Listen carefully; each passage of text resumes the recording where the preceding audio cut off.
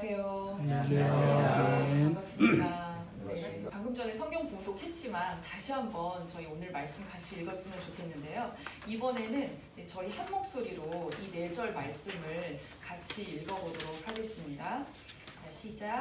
즐거워하는 자들과 함께 즐거워하고 우는 자들과 함께 울라. 서로 마음을 같이하며 높은 데 마음을 두지 말고 도리어 낮은 데 처하며 스스로 지혜 있는 체 하지 말라. 악을 이기고 악을 악으로 갚지 말고 모든 사람 앞에서 선한 일을 도모하라. 할 수 있거든 너희로서는 모든 사람과 더불어 화목하라. 한 일주일 전쯤인가요? 보신 분들도 계실 수도 있는데 S 기업에서 네온이라고 하는 삼성이죠. 삼성에서 네온이라고 하는 인공 인간을 이제 드디어 공개를 했어요. 혹시 보신 분들 계신가요? 네, 보신 분들 계시고 아직 안 보신 분 계시다면 유튜브에서 네온을 찾으시면 삼성에서 만든 인공인간이 이제 영상으로 보여지게 되는데 정말 사실 소름이 끼칠 정도로 인간하고 똑같아요. 네, 예전에 우리가 봤던 그런 로봇하고는 굉장히 다른 모습을 보게 됩니다. 인공지능, 이런 AI라고 하는 것은 이미 우리 삶에 많이 파고들어서요. 아마 네오는 우리하고 좀 관계가 없는 이야기라고 생각하실 수도 있는데 여러분들 중에 혹시 집에 인공지능 스피커 있죠. 가지고 계신 분들도 계시고 저도 안 갖고 있지만 이제 다른 집에 가서 보면 이렇게 말 시키면 얘가 알아서 막 틀어주고 하는, 그러니까 이게 다른 사람 이야기 저런 어떤 과학의 발전이 아니라 우리 삶에 직접적으로 들어오는 시대가 됐어요. 그런데 무서운 거는 뭐냐면 이 속도가 너무 빠르다는 거죠. 정말 이런 인공지능 시대에 우리가 어떻게 살아야 하는가에 대한 고민은 우리들도 하고 있지만 학자들도 많이 하고 있죠. 그래서 학자들이 내놓는 다양한 이야기가 있는데 저는 그 중에서 딱 제 귀에 꽂혔던 단어 하나가 바로 공감이었어요. 그러니까 인공지능 혹은 AI가 할 수 없는 것, 우리 인간만이 할 수 있는 것은 어쩌면 공감일지도 모른다라는 그런 이야기가 이제 여기저기서 들려 나오고 있는데, 이 공감은 그냥 단순히 너의 마음이 그러니 나도 네가 그런 마음이 되는 걸 좀 이해해, 알겠어, 이 정도 차원이 아니라 창의성을 가지고 접근하는 그 공감만이 우리가 정말 인공지능 시대에 직업이 없어진다고 이야기를 하잖아요. 그럼 정말 우리는 어떻게 살아야 되는가? 우리가 어렸을 때 봤던 그런 미래 영화에서처럼 우리가 정말 로봇에 지배당하는 그런 세상이 곧 오게 될까? 그런데 사실 어떻게 보면 하나님께서는 우리에게 절대 로봇이 흉내낼 수 없는 그런 공감 능력을 우리에게 주셨다는 거죠. 그리고 또 하나 중요한 것은 바로 창의적 공감 능력을 이제 우리에게 주셨다라고 하는 거를 여러분들한테 이제 말씀드리고 싶은데요. 그런데 여러분들 한번 생각을 해보시면 그래, 맞아, 공감 능력, 이런 창의적 공감 능력이 너무너무 중요하지, 이런 AI 시대에. 근데 여러분들은 그런 공감을 어디서 배우시는지, 그런 교육을 받아보신 적이 있는지, 그냥 우리 아이들을 생각한다면 우리 아이들은 도대체 공감하는 법을 어디서 배우지? 우리 아이들 국어, 수학, 영어, 체육, 미술, 피아노 다양한 학원에 보내는데 학교 교육이든 또 어떻게 보면 요즘에 학교 교육보다 훨씬 더 앞서고 있다는 학원에서도 사실 공감을 가르치지는 않아요. 물론 이제 그런 방과후 수업이나 좀 특별 프로그램, 집단 상담 같은 데서 공감을 가르치는 경우들이 종종 있지만 그거는 보편적인 건 아닌 거죠. 네. 그런 학교가 있어야지 되고, 그런 선생님이 있어야지 되고, 그런 프로그램이 있어야지 되고, 또 그런 기회가 있어야지 되는데, 우리가 국어, 영어, 수학을 공부하는 것만큼 공감을 배우는 것에 있어서는 생각보다 그렇게 보편적이지 않다는 거예요. 공감을 우리가 배우지 못하기 때문에 벌어지는 많은 일들이 있죠. 우리가 너무 잘 알고 있지만 이제 왕따 문제라든지 학교 폭력 문제라든지 또 그 혐오의 댓글로 인해서 작년에도 정말 두 유명 연예인이 그런 자살에 이르는 이런 것들이 사실은 공감 능력이 부족해서, 그러니까 창의성이 부족해서라기보다 정말 공감 능력이 부족해서인데, 그러면 도대체 우리는 이렇게 인간이 만들어진 이루어지는 시대에 공감 능력만이 어떻게 보면 우리 인간의 정말 고유함을 드러낼 수 있는 부분인데 어디서도 이런 교육을 기대할 수 없는 것이라면 우리는 어떻게 해야 되는가? 저는 그렇기 때문에 하나님께서 더욱더 우리에게 이 가정의 역할을 더욱 강조하시는 시대가 됐다라고 생각을 해요. 그러니까 가정이 아니면 이것을 다른 누군가에게 맡겨서 해결할 수 없는 그런 이제 시대가 된 건 거죠. 그래서 가정에서 이제 이거를 어떻게든지 뭔가 연습하고 문화를 만들어 나가는 거, 아이들을 가르치는 거, 이런 것들이 이제 시작이 되어야 하는데, 자, 그렇다면 우리가 이제 공감이 무엇인지를 알아야 이걸 이제 실천을 할 수 있잖아요. 공감이라고 했을 때 우리가 보통 생각하는 거는 그냥 느낀다. 저 사람이 얼굴이 막 어둡고 하니까 저 사람 힘들겠다라고 그냥 내가 느끼는 거 정도로 보통 생각을 하는데, 사실 심리학에서의 공감은 그 이해를 바탕으로 하고 있어요.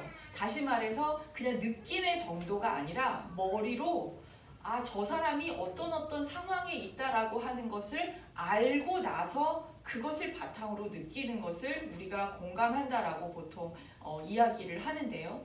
그리고 또 하나 중요한 게 바로 그냥 느끼는 게 아니라 실제로 그거를 표현하는 거. 네. 그러니까 공감이라고 하는 것은 단순히 그냥 마음 아프겠다, 힘들겠다, 어렵겠다, 좋겠다, 그냥 그 정도에서 끝나는 게 아니라 그 사람에 대한 이해를 하고 또 그것을 실제로 표현하는 것을 이야기하고 있는데요. 사실은 저는 분명히 이 중요한 것을 예수님께서 말씀하셨다라고 생각을 했어요. 아니나 다를까 오늘 우리의 말씀에서 보지만 로마서 말씀을 보면 예수님께서 소위 심리학에서 이야기하는 그 공감의 개념을 너무나 정확하게 말씀해 주시고 계시다라는 생각이 들었어요. 우리 15절 말씀 다시 한번 보면 나와 있죠.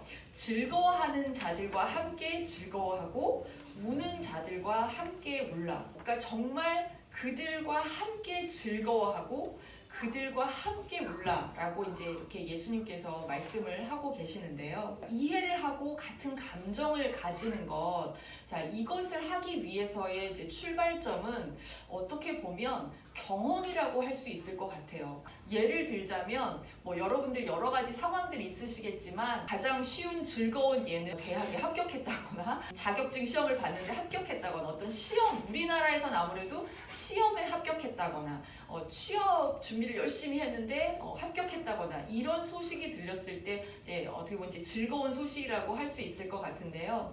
여러분들도 아마도 뭔가를 도전했는데 그것을 성취했을 때의 기억이 있으실 거거든요. 재수를 해보신 경험이 있으시다면 어렵게 대학 준비를 해서 재수를 해서 합격을 했을 때 그 기쁨을 내가 경험을 해봤기 때문에 누군가 재수 삼수를 했는데 이번에 대학에 붙었다더라. 그럼 와, 그게 얼마나 좋을까라고 내가 알 수 있는 거잖아요. 우는 자들과 함께 같이 울라라고 말씀을 하셨는데 이것 역시 제가 최근에도 이제 여기저기서 이야기를 듣는 게 이제 어머님을 하늘로 보내시고 예수님께 보내시고 굉장히 힘들어하는 주변 사람들을 이제 가끔 보게 되는데 그분들이 하나같이 하시는 말씀이 뭐냐면 어머니를 보내보지 않은 사람은 몰라요. 그런데 어머님을 떠나보낸 경험이 있는 사람이 와서 사실 아무 말 하지 않아도 그냥 손 한 번 잡아줘도 뭔가 느낌이 온다라고 이야기를 하더라고요. 그러니까 같은 경험이 있느냐 없느냐가 사실 공감에 있어서 굉장히 큰 차이를 만드는데 우리는 이제 여기서 이렇게 질문을 하나 할 수 있죠. 아니 그럼 세상의 모든 경험을 어떻게 다 하지? 말이 안 되잖아요, 그죠? 합격도 해봐야 되고 떨어지기도 해봐야 되고 누가 돌아가시기도 해봐야 되고 막 또 누가 태어나기도 해봐야 되고 이 모든 경험을 우리가 다 하면서 살 수는 없잖아요. 어쩌면 그 한계를 하나님께서 우리에게 주셨다는 생각이 들었어요. 그러니까 기본은 즐거워하는 자들과 함께 즐거워하고 우는 자들과 함께 우는데 그러기 위해서 분명히 그런 비슷한 경험이 필요한 게 맞는데 그렇지 못하다라고 하는 그 한계, 저도 이제 상담을 계속 가르치면서 학생들이 그런 질문을 해요. 예를 들어 정말 어려운 청소년들, 거의 막 소년 가장, 소녀 가장으로 사는 그런 아이들, 예를 들면 상담자들이라고 다 그렇게 뭐 폭력적인 부모님 밑에서 성장한 건 아니잖아요. 그죠? 선생님이 저와 같은 상황에 있어 보지 않았는데 어떻게 아세요? 라고 질문을 할 때 도대체 뭐라고 답을 해줘야 되느냐라는 이제 학생들이 이제 질문을 할 때 제가 한 대답은 정말 다 알 수 없지만 그래서 더 알아가고 싶어. 그러니까 너의 삶이 어떤 삶인지 알아보면 좋겠어. 그래서 우리가 지금 같이 이야기를 하는 거야. 라는 그런 오히려 겸손한 자세가 더 도움이 될 수 있고, 뒤집어서 이야기하면 예를 들어서 이혼을 해본 상담자가 이혼하려는 내담자를 더 잘 이해할 수 있을까? 그럴 수 있을 것 같지만 또 반대로 그게 역효과를 내기도 해요. 뭐냐면 내가 경험해 봤거든, 내가 다 알거든, 그거 이런 거잖아 라고 하면서 경험을 많이 해본다라는 게 때로는 도구로 작용해서 소위 요즘에 많이 하는 라떼는 마리아 라떼는 마리아가 되는 거죠. 내가 말이야 그거 다 겪어봤어, 그런 시절 다 지나봤어 라고 하는, 그러니까 경험이 많다라고 하는 것이 때로는 다른 사람을 공감을 잘 못하게 만드는 경우도 있다는 거예요.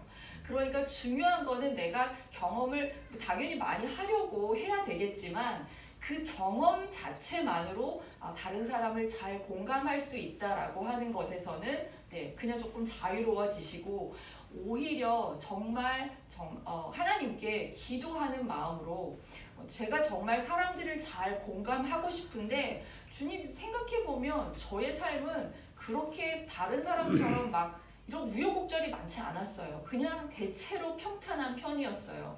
그렇지만 주님 정말 저는 다른 사람을 잘 이해하고 공감하고 싶습니다. 저의 마음이 좀 열릴 수 있게 도와주세요 라고 하는 그 겸손한 자세가 크리스찬으로서 어떻게 다른 사람을 잘 공감할 수 있는가에 대한 첫 번째 저는 태도라고 생각해요. 내가 잘 모르지만 더 알고 싶습니다, 주님. 그래서 먼저 기도하는 마음으로 공감을 정말 하려고 하는 그 태도가 중요할 것 같고요. 두 번째는 여러분들 얼마나 그 책을 읽으시는지 모르겠지만 공감은 아까 제가 말씀드린 대로 이해에서 출발한다고 했잖아요. 그러니까 이해를 하려면 좀 많이 알아야지 되는데 내가 다 경험할 수는 없어요. 정말 내가 어떤 모든 실패와 모든 어려움을 다 경험해 볼 수는 없지만 책이나 영화나 그런 좋은 영화들, 좋은 드라마들도 분명히 있거든요. 자꾸 내 식견을 이렇게 넓혀 나가려고 하는 게 내가 누구를 만나던 그 사람에 대한 어떤 배경 지식을 가질 수 있는데 굉장히 큰 도움이 될 수 있습니다. 자, 그렇게 해서 이제 정말 기도하고 다른 사람의 어떤 삶을 좀 들여다보려고 하는 이런 것이 필요하겠고요. 어떻게 보면 세 번째로 가장 중요하다라고 할 수 있는 것은 이제 연습일 것 같아요. 실제적인 연습. 그러니까 내가 겸손한 태도로 기도하고 또 다양한 사람들의 삶을 좀 들여다보려고 하는 그런 자세, 이런 것은 약간 간접적인 것이라면 조금보다 직접적인 것은 여러분들이 이제 주변 사람들, 특히 저는 가정에서 이 연습이 필요하다고 생각이 드는데, 왜 그러냐 하면요, 여러분들 스스로의 삶을 한번 되돌아보시면 여러분들은 가족에게 대하는 나의 태도하고 친구나 지인들이나 그런 사람들에게 대하는 태도가 정말 똑같다고 생각이 드시는지, 많은 경우에는 안 그러신 분들도 계시지만 사실 친구나 지인이나 동료들한테는 너무 친절한데요. 이렇게 막 되게 싹싹하게 잘하는데 집에만 딱 들어오면 갑자기 이제 표정이 달라지고 무거워지고 약간 화난 표정, 그냥 딱 얼굴에 웬만하면 나는 건들지 말아줘 이런 표정으로 들어가서 뭔가 이제 여러 가지 사인을 보여주죠. 방문을 닫는다거나 아니면 계속 스마트폰을 들여다본다거나 하는 방식으로 가족에게는 유독 우리가 약간 박하게 대해요. 여러 가지 이유가 있는데, 일단 친구나 지인이나 동료는 많은 경우에는 좀 이해관계에 얽혀있는 경우들이 있어요. 다시 말해서 내 체면, 내 평판, 내 이미지를 좀 관리를 할 필요가 있는 거죠. 근데 이제 가족은 그런 걸 할 필요가 없다고 생각이 드는 거예요. 그 다음에 친구나 지인이나 동료는 나를 떠날 수도 있지만 가족은 어차피 핏줄로 다 연결돼 있으니까 뭐 그냥 다 그 사람들이 그냥 한 지붕 안에 다 대충 사는 거지 뭐 이렇게 생각을 하면서 내가 별로 노력하지 않아도 그들은 그냥 다 거기에 있는 사람들이라고 생각하는 경우가 많아요. 그래서 대인관계에 있어서 우리가 친구나 지인이나 동료는 상당히 많은 노력, 시간, 에너지를 쏟는 데 비해서 가족한테는 사실 별로 내 에너지를 쏟지 않아요. 이제 그러다가 보통 문제가 이렇게 심각하게 터지면 이제 그제서야 언제 우리 부모 자녀 관계가 이렇게 망가졌지? 언제 우리 부부 관계가 이렇게 망가졌지? 라고 되돌아보면 사실은 어디서부터 손을 대야 할지 모르는 그런 정도로 상태가 악화되어 있는 경우들이 사실 굉장히 많습니다. 그래서 오히려 그 공감의 연습은 집에서부터 이루어지는 게 굉장히 중요한데, 자, 집에서 할 수 있는 공감의 첫 번째 연습은 뭐냐면 사실은 보는 거예요. 네, 보는 거예요. 네, 눈을 보는 거예요. 네, 서로 마주 보는 거예요. 이제 부부관계 다큐멘터리가 있었는데 거기서 물론 이제 거기에는 좀 관계가 좋지 않은 부부들이 나왔죠. 나와서 이제 거기서 교수님이 시킨 게 뭐였냐면, 자, 잠깐 서로 마주 보세요. 이렇게 해서 아이 컨택을 하게 시켰어요, 부부를. 관계가 나쁜 부부들은요, 몇 초도 못 봐요. 한 3초? 2초, 3초를 딱 보는 순간 눈을 딱 돌려버려요. 그러니까 사실은 우리가 상대방을 쳐다볼 수 있다라고 하는 것은 내가 상대방을 어느 정도 편하게 생각한다, 친밀감이 있다라고 하는 것을 의미하거든요. 아까 제가 예를 든 것처럼 가족에게 우리가 참 박한데 들어와서 방문을 닫거나 아니면 스마트폰을 보거나 뭔가 어쨌든 딴 데로 이렇게 자꾸 시선을 돌리는 이유는 아이 컨택을 하고 싶지 않은 것이고, 아이 컨택을 하고 싶지 않다는 건 뭘 의미하냐면 나는 당신과 별로 마음을 나누고 싶지 않아요 라고 하는 메시지가 돼요. 그래서 일단 공감은 정말 마음이 왔다 갔다 해야 되는 것인데, 그러기 위해서는 서로 봐야 되는 거죠. 그리고 볼 수 있어야지 되고, 요즘과 같이 이렇게 가족이 함께 식사를 정말 매일 하는 거는 거의 꿈도 못 꾸고요. 가족이 함께 식사를 한 일주일에 한 번, 한 달에 한 번 하는 이런 바쁜 시대상 속에서는 이게 거의 약간 의식화돼서 처음에는 정말 약간 의도적으로 최대한 우리 한 30초는 서로 좀 바라보자. 잠자기 전에라도 잠깐 보자. 30초 동안 이러고 쳐다보고 있으면 너무 쑥스러우니까 그 말 한마디씩 오늘 잘 지냈어? 어땠어? 그냥 이 한마디, 별 대화는 아니다 할지라도 자꾸 이렇게 쳐다보는 연습을 하는 게 정말 첫 번째가 되겠고요. 근데 이제 계속 쳐다만 보면 서로 굉장히 이제 닭살 돋고 오글거리고 쑥스럽고 하잖아요. 그죠? 그 다음에 이제 우리가 연습을 해야 될 것은 이야기를 많이 하는 사람들의 이야기를 내가 얼마나 잘 들어주는지를 한번 살펴볼 필요가 있는데, 생각보다 우리는 누군가 계속 떠들 때 그거를 집중해서 잘 들어주지 못하고요. 근데 들어주는 것만 중요한 게 아니라 여러분들이 반대의 경우로 여러분들이 누군가에게 어떤 이야기를 계속 하는데 상대방이 아무 대꾸도 하지 않고 그냥 가만히 있으면 분명히 이야기하고 싶은 마음이 뚝 사라져 버리거든요. 저 사람 나한테 집중하고 있는 거 맞아? 다시 말해서 내가 이야기할 때 내가 원하는 상대방의 반응은 리액션이에요. 그리고 뒤집어서 이야기하면 누군가가 어떤 이야기를 할 때 내가 공감해주고 있다라고 하는 것을 보여주는 또 하나의 중요한 것이 바로 리액션이에요. 자, 리액션은 사실 우리에게 되게 좋은 어떤 소위 교본이 있다면 저는 그게 예능이라고 생각이 들거든요.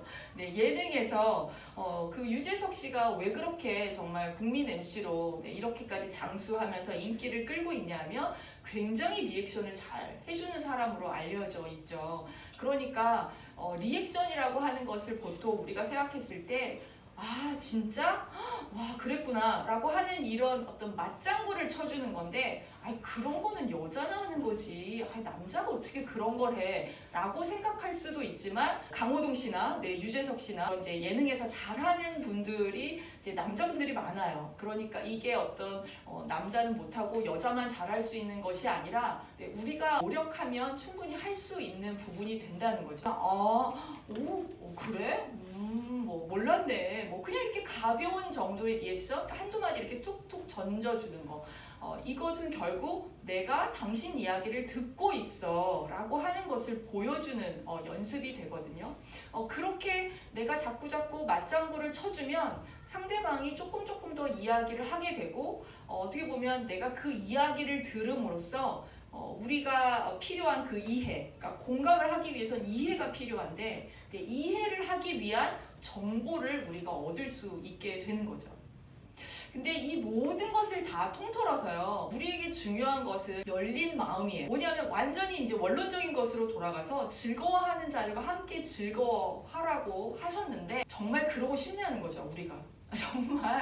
정말 그들과 같은 감정을 느끼고 싶으냐 생각해보면 별로 그러고 싶지 않은데요. 네. 그렇게 대답하는 경우 그런 마음이 우리 안에 있어요. 내가 꼭 그렇게 같이 즐거워해줘야 돼? 꼭 같이 울어줘야 돼? 꼭 같이 화목해야 돼? 왜 그래야 되지 정말?